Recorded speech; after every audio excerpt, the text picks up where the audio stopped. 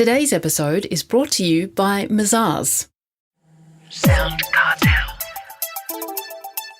Why wait for the start of the year or the new financial year to plan? Why indeed? In fact, you should always be planning, says sales guru Sue Barrett, especially in these turbulent days as the spread of COVID and potential variants of the virus change the way we live and work. From SoundCartel, I'm Nicole Goodman, and this is Business Essentials Daily.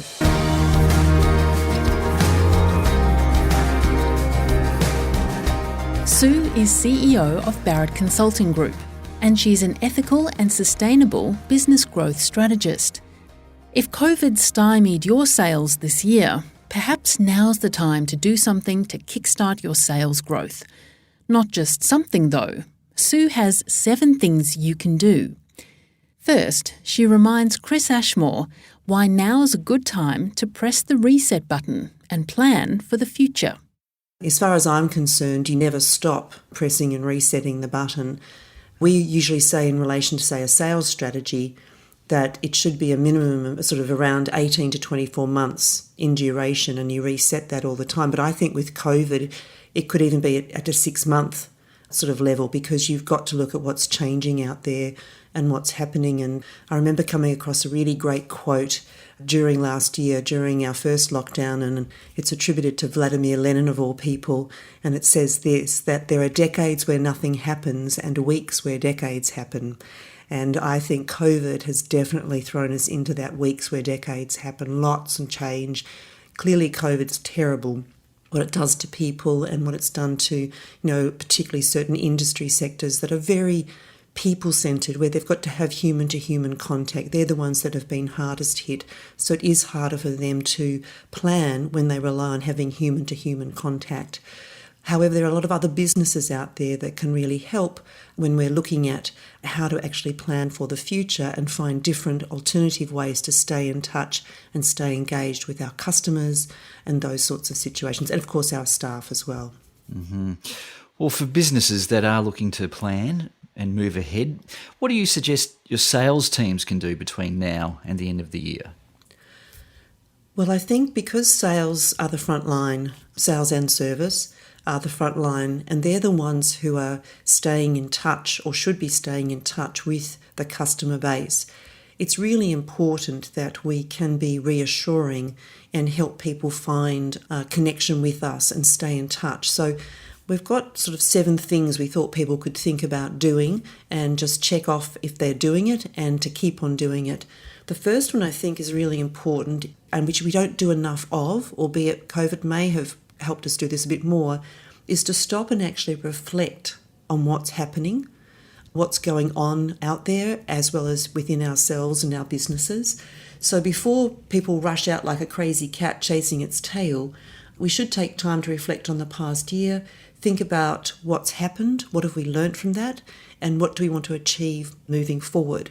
And that then allows us to sort of weigh up things and find out where are opportunities. I mean, when a crisis hits, people automatically, or most anyway, go into fight-flight mode, and they can't necessarily think about planning, they're just reacting to the situation.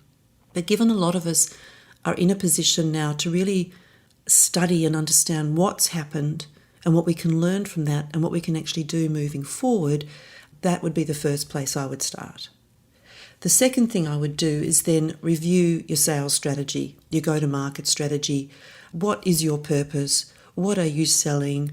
Who are you selling it to? How do you need to engage with people? Has your approach to selling changed at all?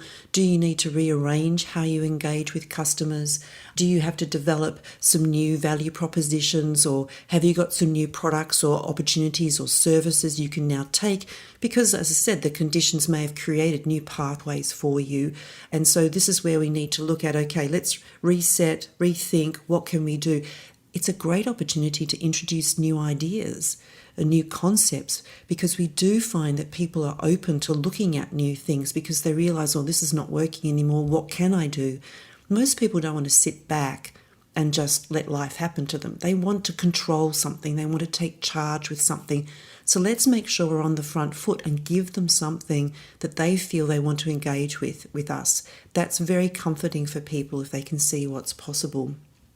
That means then the third thing you need to do is undertake really forensic sales market segmentation analysis. You've really got to stop going splat.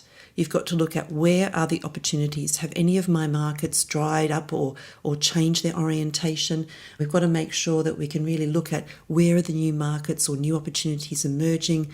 Are we capable and ready to take access or have access to those markets and really get ourselves moving forward? And then what I think we can do is really ignite the sales potential of our customer service teams.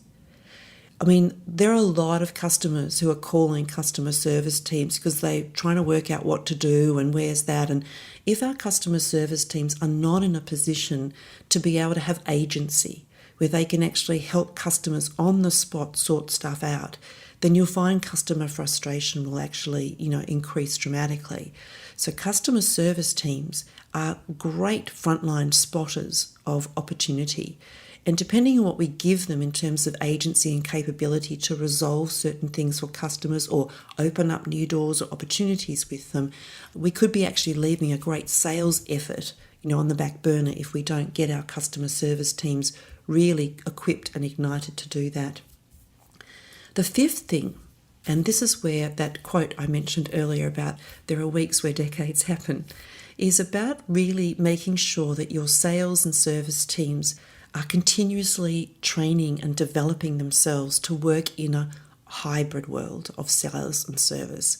Hybrid in the sense of both face-to-face as in-person contact, but also remote contact, such as, video calls, the telephone hasn't gone away. It's making sure that your sales and service teams are fully equipped to know how to sell and service remotely and in person.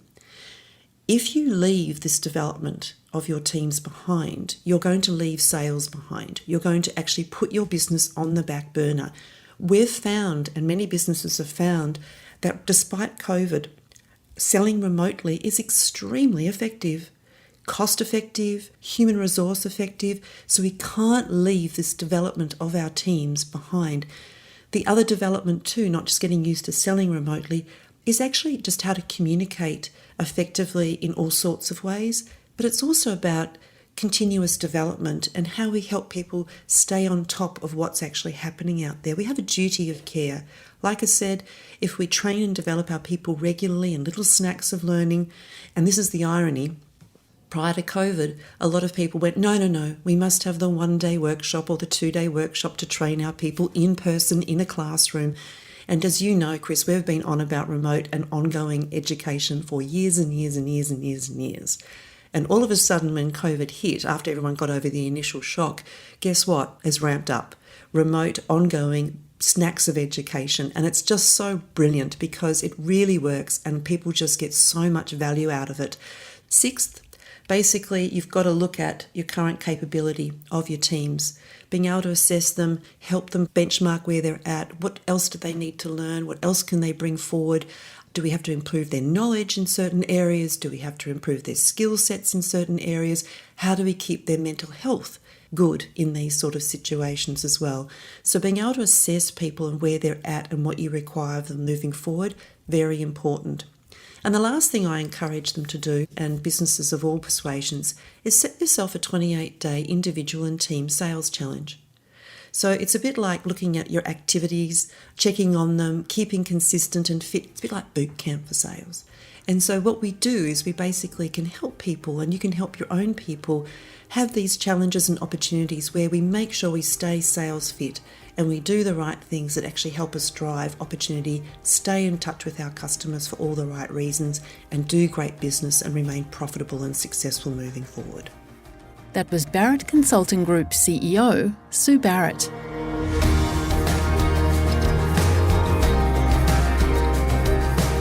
This episode of Business Essentials Daily is produced by the team at SoundCartel. Thanks for listening. I'm Nicole Goodman. We'll bring you more Be Daily tomorrow.